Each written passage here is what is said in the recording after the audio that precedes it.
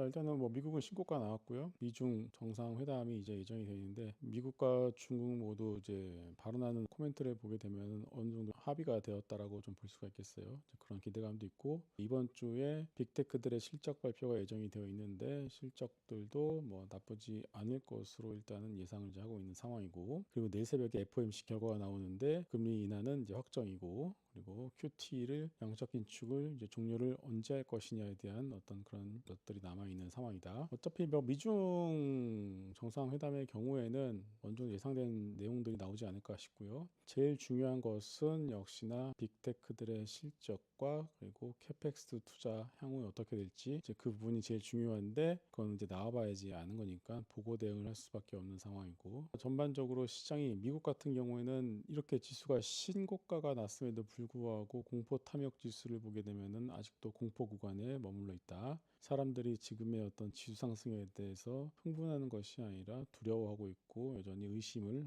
하고 있는 상황이다. 근데 그거는 이제 비단 미국뿐만이 아니라 우리나라도 마찬가지죠. 우리나라도 어제 지수가 4천을 넘었는데 분위기가 전혀 뭐 기뻐하거나 이제 그런 흐름이 아니에요. 코로나 때를 이제 회상을 해보게 되면 사람들끼리 모여도 전부 다 주식 얘기하고 그런 상황이었는데 지금은 전혀 그런 느낌이 아니죠. 개인 투자들이 지금의 어떤 증시의 어떤 강세 신고가에 대해서 전혀 그거를 갖다가 일반 개인들이 누리지 못하고 있는 상황이다. 쳐다만 보고 있는 상황이기 때문에 결국은 아직까지도 상승세는 여전히 남아 있다라고 보고 있습니다. 그리고 지금의 상승을 갖다가 외국인들이 주도를 이제 하고 있고 그러면 이제 좀 있으면 이제 기관들이 들어오고 맨 나중에 개인들이 들어온다라는 것을 감안한다라면은 잘하면은 지수 4,500을 넘어서 5,000도 내년에는 갈 수 있지 않을까라는 생각이 조심스럽게 좀 들기 시작해요. 그래서 일단은 강세 마인드를 유지하되 다만 기술적으로 봤을 때는 과열은 맞아요. 단기 과열은 맞기 때문에 언제든지 쉬어갈 가능성이 있다. 물론 이제 그것이 이제 에이펙 정상회담을 기점으로 쉬어갈지 아니면 빅테크들이 실적 노이즈가 나오면서 쉬어갈지 그건 나와봐야지 알겠지만 어쨌든 조금 과열인 것은 맞기 때문에 그 부분에 대한 것만 조금